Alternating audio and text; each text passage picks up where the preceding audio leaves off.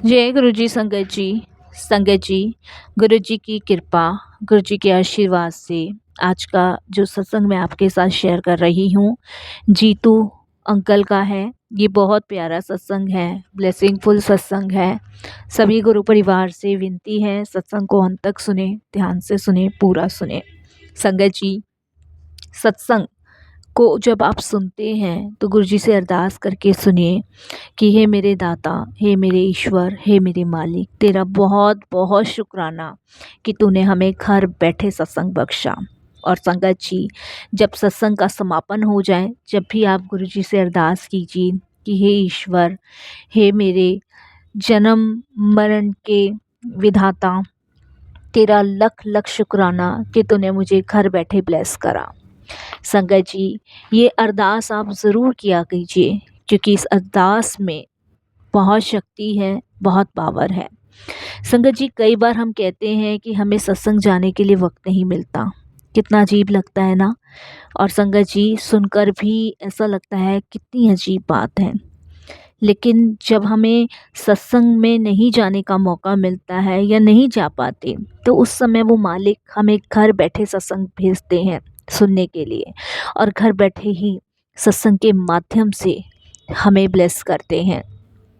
कितने सारे दुख दर्द कष्ट भी दूर करते हैं। संगत जी, इसके लिए हमें गुरु जी का हमेशा शुक्राना करना चाहिए। इसलिए मैं कहती हूँ, सत्संग को आप ज़रूर सुनिएगा पूरी श्रद्धा भाव से।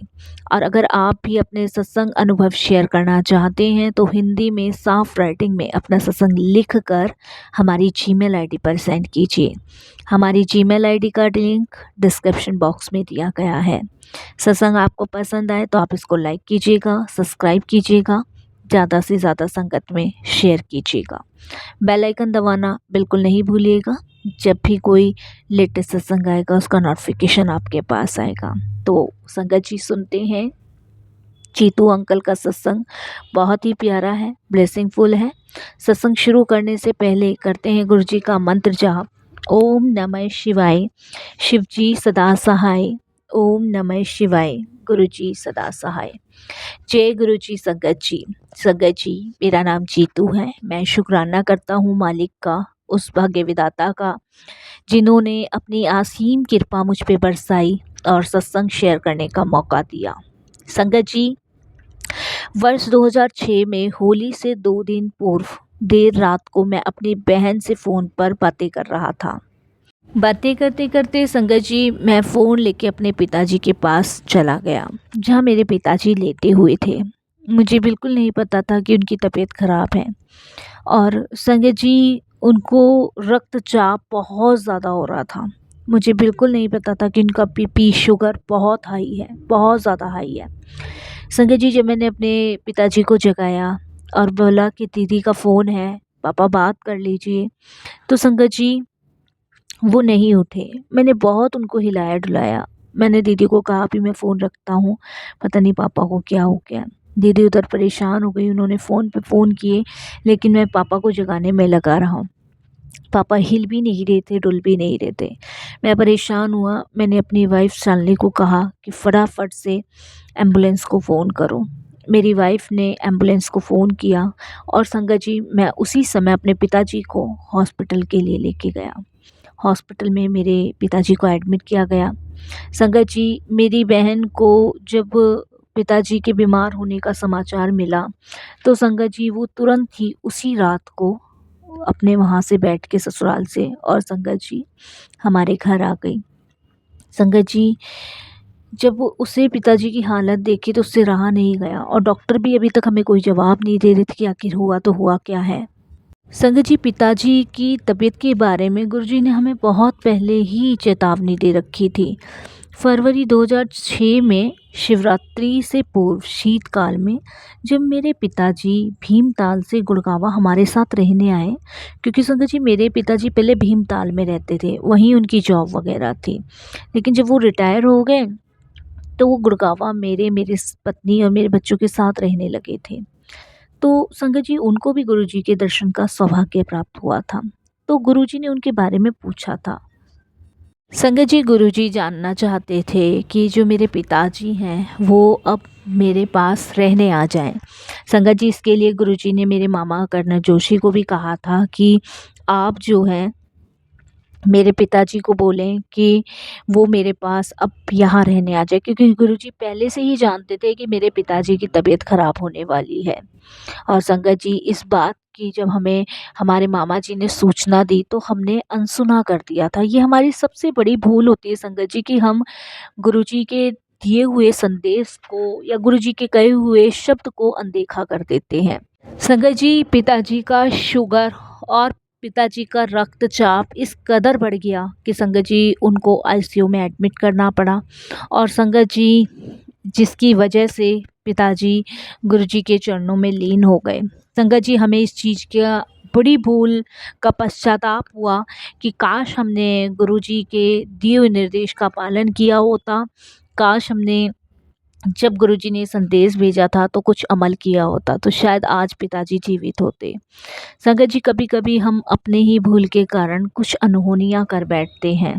और संगत जी, जब मेरे पिताजी चल बसे तब संगत जी हम गुरुजी से अपनी भूल की क्षमा मांगने गए। तब संगत जी, गुरुजी ने हमें हमारे पिताजी के दिव्य दर्शन दिखाए। संगत जी, गुरुजी ने हमें, जब मैं वहाँ बैठा ध्यान कर रहा था, तब गुरुजी ने मुझे दिखाया कि मेरे पिताजी उनके चरणों में हैं, उनके चरणों में सेवा कर रहे हैं। तब कहीं जाके संगत जी मुझे तसल्ली हुई कि मेरे गुरुजी के पास ही मेरे पिताजी हैं। तो शुक्राना गुरुजी का, बहुत बहुत शुक्राना। संगत जी, एक और छोटा सा सत्संग मैं आपके साथ शेयर कर रहा हूँ। संगत जी, जब पिताजी एक्सपायर हो गए थे तो उसके बाद संगत जी हम लोग बहुत टूट से गए थे, बिखर से गए थे, परेशान हो गए थे। संगत जी, इस तरीके से हम लोगों की लाइफ रुक गई थी, मानो जैसे कि पता नहीं हमारे घर से क्या चला गया हो। लेकिन संगत जी, मैंने सबको घर में संभालने की कोशिश करी, समझाने की कोशिश करी, पर कोई नहीं समझ रहा था। जब संगत जी गुरुजी ने सबको हिम्मत दी, सहारा दिया, जब गुरुजी ने सबको ड्रीम में दिखाया कि मेरे पिताजी उनके चरणों में हैं, उनके चरणों की सेवा कर रहे हैं, तब संगत जी सभी परिवार की हिम्मत बनी और सबको लगा कि जहाँ भी हैं वो, जैसे भी हैं, सिर्फ गुरुजी के चरणों में। तो संगत जी, ये हैं गुरुजी महाराज। गुरुजी से घर का एक सदस्य भी जुड़ता है ना, गुरुजी सबको ब्लेस करते हैं, सब पे अपनी कृपा बनाते हैं। मैं जितना शुक्राना गुरुजी महाराज का कर सकता हूँ उतना ही कम है। संगत जी, मेरी बेटी का एक यूनिवर्सिटी में एडमिशन नहीं हो रहा था, तो हम बहुत टेंशन में थे उस टाइम पे। और उस समय संगत जी हमें समझ नहीं आ रहा था कि बेटी को कहाँ एडमिशन दिलाएं, कहाँ नहीं दिलवाएं, क्योंकि संगत जी बेटी दिल्ली यूनिवर्सिटी में ही पढ़ना चाहती थी। और संगत जी, हम लोगों ने सोचा था कि हम इसका जयपुर में एडमिशन कराएंगे, क्योंकि जयपुर में मेरी वाइफ की सिस्टर रहती है। बट बेटी की इच्छा दिल्ली में थी। दिल्ली में कोई सीट संगत जी थी नहीं, सब फुल थी। तो हमने यही सोचा कि हम जयपुर में कराएंगे। बट संगत जी, गुरुजी से कहते हैं ना कि जब अरदास करो तो वो सुनते हैं। संगत जी, हम लोग गुरुजी के दरबार गए। गुरुजी, जब तक संगत जी अपनी गद्दी पे विराजमान नहीं हुए थे, और मन ही मन मैं यही प्रार्थना कर रहा था कि मैं गुरुजी के सामने कैसे अपनी बात रखूँगा, क्योंकि संगत जी गुरुजी का इतना ऊंचा, इतना बड़ा ऑरा था कि आसानी से गुरुजी के सामने कोई बात नहीं की जा सकती थी। और हमें लगता था कि हम गुरुजी के सामने हिम्मत ही नहीं पड़ती थी बोलने की, तो इतनी बड़ी बात कैसे रखूँगा। बट गुरुजी जो जानी जहान, उनको सब कुछ पता, उनसे कुछ नहीं छुपा। संगत जी वो सब कुछ जानते हैं। और संगत जी, जब हम ध्यान कर रहे थे गुरुजी का, तो गुरुजी ने मेरी डॉटर को अपने पास बुलाया। मेरी डॉटर गई तो गुरुजी ने मेरी डॉटर से पूछा कि क्या करती है। तो मेरी डॉटर ने बताया कि गुरुजी में ऐसे ऐसे है। तो गुरुजी ने बोला कि अब कौन से एडमिशन लेना है कॉलेज में। तो वो कहती है कि गुरुजी, मुझे तो दिल्ली यूनिवर्सिटी में पढ़ना है, बट बाकी जैसा आपको सही लगे। मेरी डॉटर ने गुरुजी के सामने ऐसे कहा। तो गुरुजी ने सिर्फ संगत जी दो ही शब्द बोले, जा कल्याण किता जा इश कर। और वो कथन, वो इतने सत्य सिद्ध साबित हुए संगत जी कि गुरुजी की कृपा से जहाँ संगत जी कोई सीट नहीं थी, वहाँ पे संगत जी सिर्फ़ केवल एक सीट थी और हमें वहाँ के स्पेशल इंचार्ज का फ़ोन आया और गुरुजी महाराज की कृपा से संगत जी बिटिया रानी का एडमिशन हुआ और उसने अपनी सारी पढ़ाई दिल्ली यूनिवर्सिटी से ही कंप्लीट करी और संगत जी मेरी बेटी ने सबसे ज़्यादा टॉप किया। ये सब गुरुजी की कृपा, गुरुजी की ब्लेसिंग से। हम एक बार भूल कर चुके थे गुरुजी के आदेश का उल्लंघन करके, लेकिन संगत जी जब हमें समझ आया कि गुरुजी के आदेश का उल्लंघन करना यानी कि अपने ही पैरों पे कुल्हाड़ी मारना है, तब से संगत जी हमने हर आज्ञा गुरुजी की मानी। गुरुजी से कहीं भी जा रहे हैं तो गुरुजी से पूछ के जाना है, गुरुजी को सूचना दे के जाना है कि गुरुजी हम यहाँ जा रहे हैं। गुरुजी मेरी पोस्टिंग गुरुजी बॉम्बे हो गई है। हाँ संगत जी, एक और सत्संग याद आया। जब संगत जी मेरी पोस्टिंग बॉम्बे हुई तो मैं गुरुजी के पास गया दर्शन के लिए, गुरुजी को बताने के लिए कि गुरुजी मेरी पोस्टिंग ना बॉम्बे हो गई है। तो गुरुजी ने कहा हाँ तू जा। तो मैंने कहा गुरुजी क्या कहते हैं आपका आशीर्वाद चाहिए था। तो गुरुजी ने कहा जा तो कल्याण की तजाइश कर। तो संगत जी वो कल्याण गुरुजी ने इतना बड़ा मेरा कर दिया जिसके बारे में मैं कभी नहीं सोच सकता था। इतना बड़ा संगत जी कि गुरुजी ने मुझे उस पदवी पे बिठा दिया संगत जी जहाँ तक कि शायद मैंने कभी कल्पना भी नहीं की थी। गुरुजी ने जब मेरा कल्याण किया और जहाँ का ऐश कर, तो उसके बाद संगत जी एक के बाद एक मेरी सीढ़ियाँ चढ़ते चढ़ते संगत जी मैं इतनी ऊंची सीढ़ियाँ चढ़ गया कि उस सीढ़ियों पे मुझे पल पल गुरुजी की याद आने लगी। और जब संगत जी मैं 7वीं सीढ़ी पे पहुंचा तो उस समय मेरे से रहा नहीं गया। मैं बॉम्बे में अपनी फैमिली के साथ रहता था। बेटी की उस टाइम पढ़ाई ख़त्म हो गई थी और मैं गुरुजी से यही प्रार्थना करता था कि गुरुजी, और ये बात संगत जी 2007 के आसपास की है, 7 या 6 के आसपास की है संगत जी, और दिसंबर या जनवरी के बीच की है। तो अक्सर मैं गुरुजी को यही प्रार्थना करता था कि गुरुजी अब बस मुझे अपने पास बुला लो, अब दूर नहीं रहा जाता, इतना टाइम हो गया गुरुजी, अब बुला लो। और गुरुजी इतनी जल्दी सुनते हैं, इतने दीन दयालु हैं, इतने कृपालु हैं कि गुरुजी ने मेरी सुनी। और संगत जी गुरुजी ने मुझे 2007 में जो मेरा ट्रांसफ़र था वो दिल्ली हुआ गुरुजी की कृपा से। लेकिन मुझे ये नहीं पता था कि गुरुजी महासमाधि ले लेंगे। और 2007 में जब मेरा ट्रांसफ़र हुआ, मैं दिल्ली वापस आया अपनी फैमिली के साथ, तो मैं बहुत खुश था। प्रथम दर्शन के लिए मैं गुरुजी के पास गया जब बॉम्बे से आया, तो गुरुजी ने बहुत ब्लेसिंग्स दी, डिवाइन प्रसाद भी दिया उस दिन गुरुजी ने मुझे।